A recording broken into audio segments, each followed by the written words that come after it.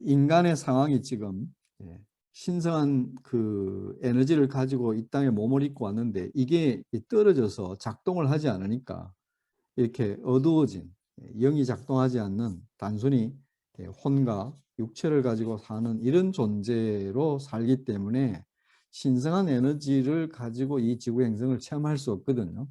그러다 보면 이 인간의 법칙에 저촉이 되어서 다 뿌린 대로 그들은 악한 것을 뿌려서 자기 좋을 대로 욕망대로 살아가는 그것이 결국 고통의 문제를 낳은 이런 상황으로부터 우리가 어떻게 이 문제를 해결할지를 알려주는 것이 바로 이 4대 성자들이 영적 마스터들이 가져온 길인데, 이들이 가르치는 공통점을 보면 모두가 다시 이 신성한 에너지로부터 연결이 되어서 영이 다시 작동을 해서 혼과 육체를 도구로 신성한 어떤 이 지구 행성의 삶을 살 수 있도록 회복해주는 그것을 가르쳤다는 특징을 가지고 있습니다. 이제 그 부분에 대해서 우리가 더 깊이 나누게 될 텐데요.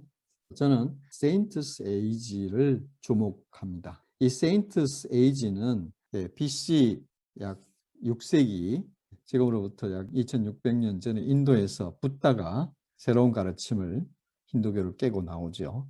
중국에서는 공자가, 그리스에서는 소크라테스가, 그 다음에 이제 이 이스라엘에서는 예수 그리스도가 마지막으로 와서 활용점정을 하죠. 여기 보면 이렇게 후광이 둘려져 있죠. 이렇게. 이 두 사람은 후광이 없네요. 이 두 사람에게는 왜 후광이 없을까요? 이 공자는 실천적인, 이 둘은 종교는 아니죠. 이 두 분은 종교의 어떤 그 경전의 마스터로서 종교화가 되었지만, 이 두 분은 이제 종교가 되지 않고 이분은 이제 철학에 가까운, 소크라테스가 가르친 그의 제자 플라톤, 이 플라톤이 이제 스승과의 대화를 많이 기록해서 그 소크라테스의 가르침이 전해져 왔는데, 화이트헤드라는 철학자가 서양 철학은 플라톤의 각주다. 플라톤의 어떤 것을, 즉 소크라테스의 어떤 가르침을 이렇게 풀이한 것에 불과하다, 이렇게까지 말을 합니다. 어떤 면에서는 동양 철학은 공자의 각주다, 뭐 이렇게도 말할 수가 있습니다. 그래서 이런 실천적인 어떤 방면은 있지만 이 두 분은 나중에 보면 아시겠지만 매우 높은 가르침이긴 한데 예수나 붓다의 가르침에는 미치지 못하고, 이런 그 때문인지 장자를 보면은 이 공자를 매우 조롱을 합니다. 도와 덕으로 모든 것이 무의자연이 될 수 있는데 이는 예지신을 세워가지고 다시 뭔가 틀을 만들어서 특히 예에 대해서 신랄하게 비판을 하죠. 그래서 오히려 망치고 있다, 없는 이만 못하다, 공자의 이런 어떤 출현에 대해서 아니 이제 비판하는 것이 바로 어떤 그 인의 예지신이라는 것을 강조하면서 실천적인 것을 강조하다 보니까 그것이 유의가 되어서 어떤 내 안에 그 생명이 동력이 그렇게 하는 사람으로 저절로 되게 하는 것이 아니라 노력을 하게 만들거든요. 이는 예지신을 실천하려고 노력하는 그것으로는 안 된다 하는 것을 이제 이분들은 알고 계셨던 거죠. 그래서 이 세인트스 에이지가 이제 붓다로부터 시작해서 공자로, 소크라테스로, 그 다음에 예수로 이렇게 오게 되는데, 이 4대 성현들의 시대, 이건 역시 붓다가 BC 6세기로부터 예수 AD가 시작되는 그 원년이니까 약 700년이 되죠. 이 700년 사이에 4대 성자들이 이 지구 행성으로 하강을 하게 됩니다. 이 영적 마스터들이 와서 가르친 것이 도라고 하는, 진리라고 하는, 이 도라고 하는 것은 단순히 길이라는 뜻이 아니고 조금 더 깊은 내용이 있습니다. 우리가 퍼스트 무브를 뭐라고 말할 수가 없잖아요. 서양에서는 그것을 인격화해서 신이라고 하면 뭔가 이렇게 여호와 하나님, 기독교에서 말하는 어떤 개념을 가지고 있잖아요. 인격화되어 있잖아요. 그 어떤 사람을 찾아오고 하는 그런 것처럼. 그렇지만 빅뱅을 일으킨 그 퍼스트 무브는 인격화할 수가 없잖아요. 그래서 동양에서는 신에 대해서 인격화를 하지 않았기 때문에 그것을 도라고 말하거나 천명이라고 하거나 자성이라든지, 불교에서는 그것을 모든 것이 일어난 영원한 바탕으로서 진공묘유한 공이라고도 하는 이런 자리입니다. 우리가 태양을 일러서 태양이라고 하든 선이라고 하든 영어로 하든 어떤 나라 사람이 어떤 말로 그 태양을 지칭하든 간에 태양은 하나잖아요. 퍼스트 무브를 뭐라고 지칭하든 간에 인격신 개념을 가지고 지칭을 하든 비인격적인 그 개념을 가지고 지칭하든 간에 다 그 하나를 지칭하는 것입니다.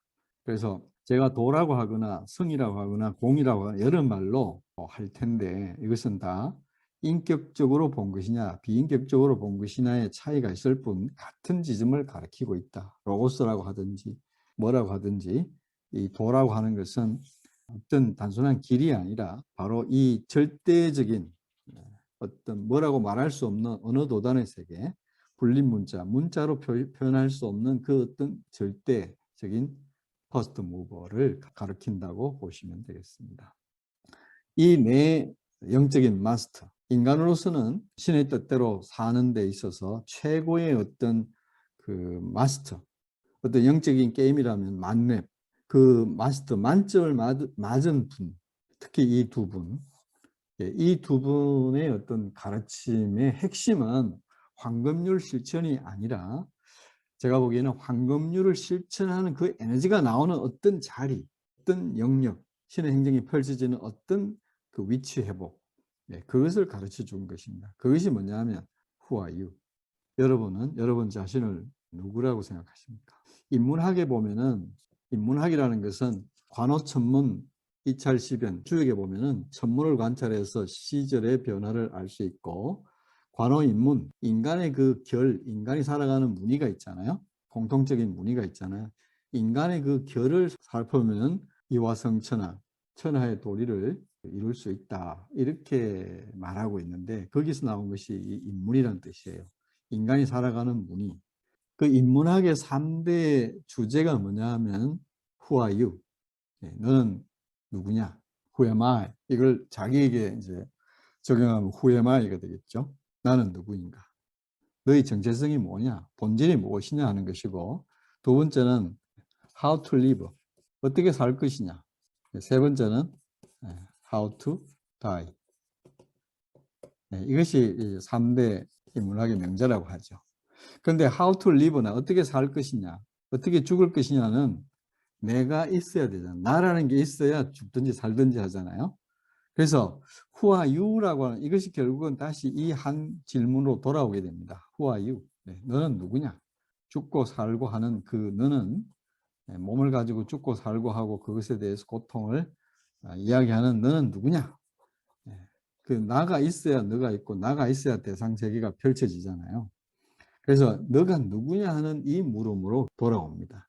그래서 이 영적인 마스터들이 이 회복의 길을 가는 데 있어서 공통적으로 가르쳐준 진리의 핵심은 Who are you? 너가 누구냐 하는 이 질문에 답을 준 것입니다.